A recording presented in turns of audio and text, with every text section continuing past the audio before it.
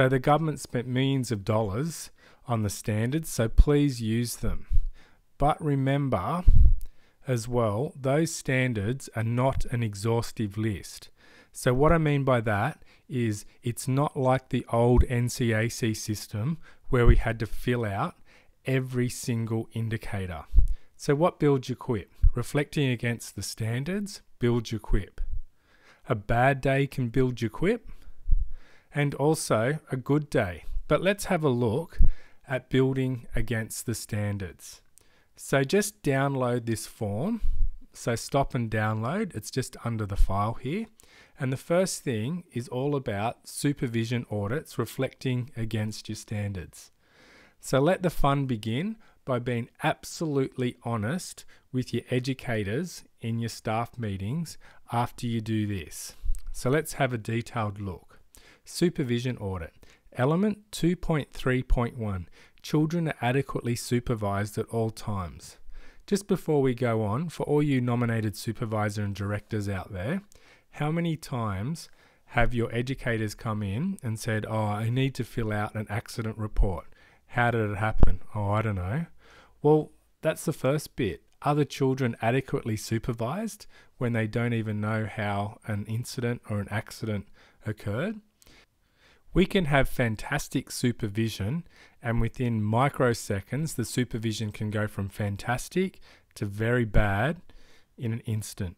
So imagine this. It's about 4 o'clock in the afternoon. We're outside in the outside play area, and a parent comes in and says, I can't find my child's comforter. I need that comforter. If we don't have that comforter, she won't be sleeping tonight. Ugh. And it's all on.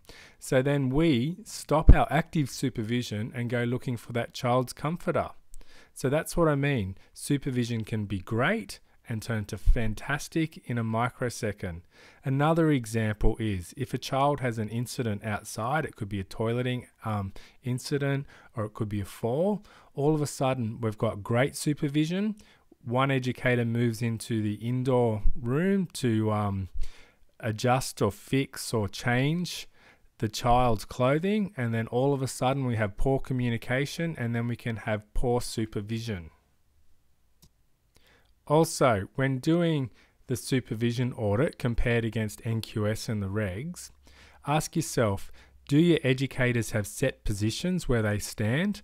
A great idea that came from Watonga is the educators have a yellow card system. So the person who's wearing the yellow card is the only person who is allowed back into the rooms when outdoor supervision is occurring.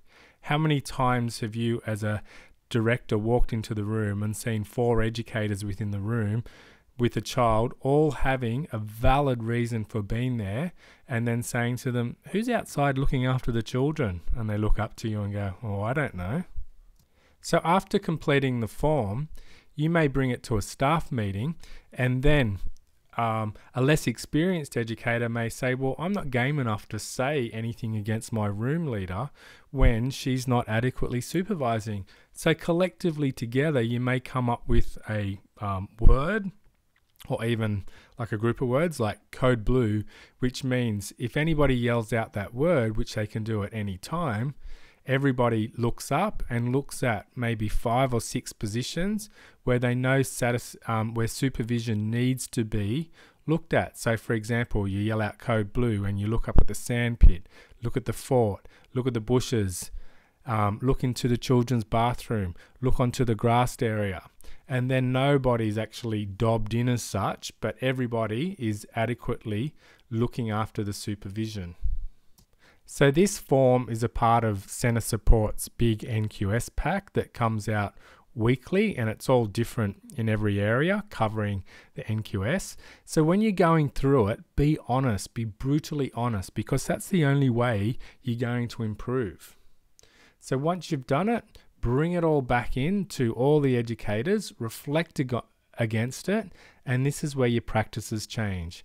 So let's go and have a look at what the QIP would look like once doing something like this. So we've identified an issue. So the issue is that supervision becomes inadequate when there's an incident that occurs in the outdoor area. So now we've identified strategies. So through doing the audit, we've come together as the staff and we've looked at maybe having a card system where it identifies the areas that educators should be in the outdoor area, the code blue word, the special areas where educators need to be in the play area, and also getting the children to identify when they're not there. So you've come up with all these strategies to effectively adjust and fix your supervision requirements compared to the elements of the NQS. So if we were to look at it in closer detail in our QIP, we say, well, what's our outcome? Children are adequately supervised at all times. Our priority for this outcome is high because we've had an incident recently, and that's why we've looked at it, and also our audit has identified it. So our internal audit and our reflective practice is how we've actually achieved this audit. So you still need to do things. Our success measure, children are supervised at all times, and as all good directors know, that's pretty easy to monitor because there'll be less accident reports. And this needs to be continuing because supervision is a pretty major thing.